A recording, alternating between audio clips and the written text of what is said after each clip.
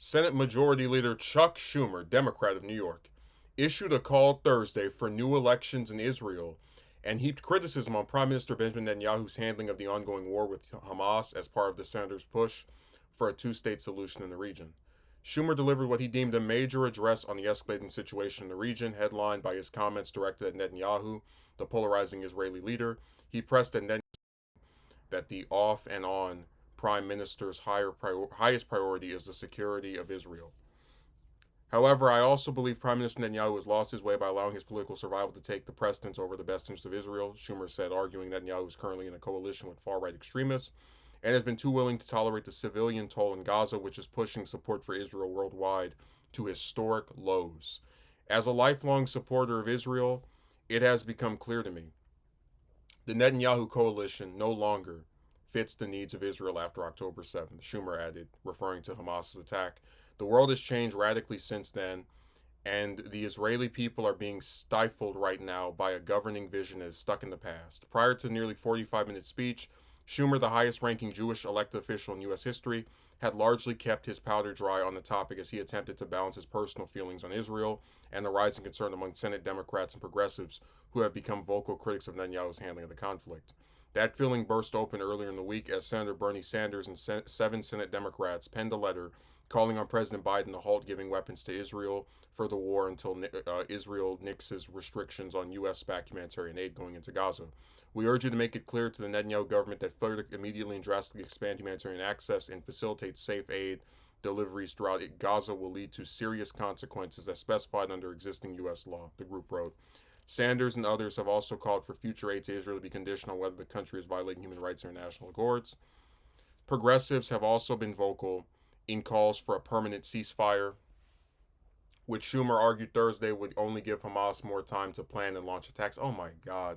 However, he did side with Biden's push for a temporary pause. He continued to hold out hope for a two-state solution. Yeah, good luck getting that. Schumer cited four key obstacles to that goal: Hamas and Palestinians who support and tolerate their efforts, radical right-wing Israelis, Palestinian President Mahmoud Abbas, and Netanyahu. On the Israeli side, Schumer called for the country to reconsider its options for the future through a new election. At this critical juncture, I believe a new election is the only way to allow for a healthy and open decision-making process about the future of Israel. At a time when so many Israelis have lost their confidence in the vision and direction of their government, he said, holding a new election once the war starts to wind down would give Israelis an opportunity to express their vision for the post-war future. Top Republicans shortly after took aim at Schumer's critical remarks of the sitting Israeli prime minister. Mere minutes after the Democratic leader concluded his remarks, Senate Minority Leader Mitch McConnell said on the Senate floor that the calls against Netanyahu were inappropriate and that the only ones with a say in the matter should be Israelis. It is a grotesque and hypocritical for Americans who hyperventilate about interference in our own democracy to call for the removal of a democratically elected leader of Israel.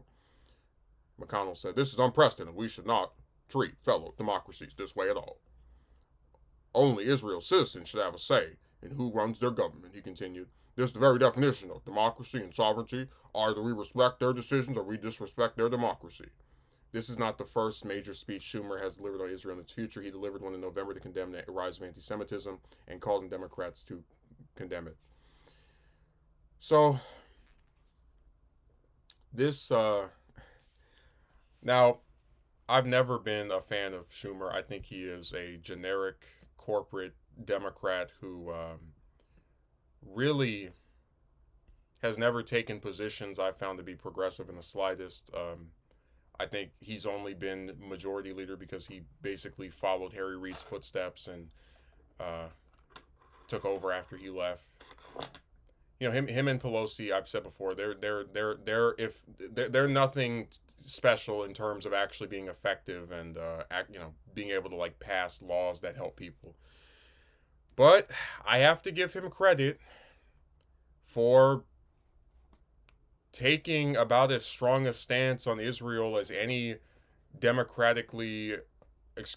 any Democrat politician right now seems to be willing to do. Now I'm annoyed by the whole nonsense about, if we call for a permanent ceasefire, that's going to give Hamas and more time to no.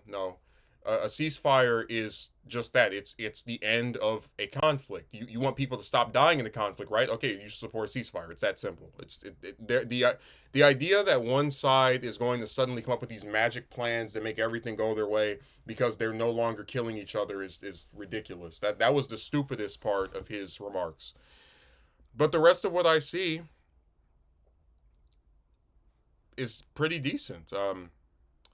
I mean, a new election allowing for healthy and open decision making, right? That's something I can get behind. And McConnell is so stupid for talking about, oh, you're calling for interference. Like, by saying that a foreign official should resign, you're calling for interference in an election. Literally, you're not saying people need to tamper with the results of the Israeli election. You're not saying they need to get rid of him through some other means like a dictatorship. All you're saying is, I think he should resign or the people should vote him out. That's literally what Schumer is saying, and somehow he's apparently, allegedly, according to McConnell, calling for interference in an election. Just complete evidence.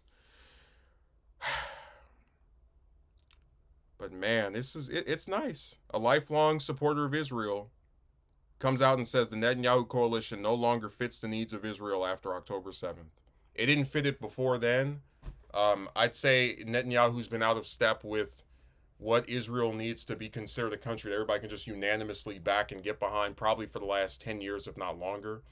But it's nice to see one of these people that's from that side of defend Israel no matter what coming out and saying, yeah, this is not. And it really shows you that, like, I know online, and more especially like on cable news, every time you criticize that damn government, you're anti-Semitic, you're anti-Semitic, you're anti-Semitic.